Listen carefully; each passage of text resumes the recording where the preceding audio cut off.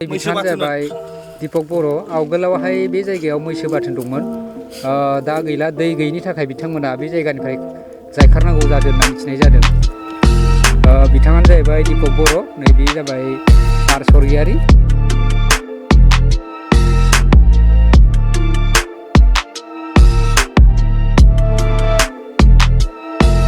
बै बिथांमोननि उनथिंजाय नुनाया जाहैबाय दैजिमा, जायखौ जों दैजिमा होनना बुङो। बे जाहैबाय दैमा, भुटान हाजोनिफ्राय ओरैहाय इण्डियाखै बोहैबोनाय। बेयाव दुगैबा दुगैनो हागोन, नोंथांमोना नायलांबाय थादो। दा जों थांबाय दं।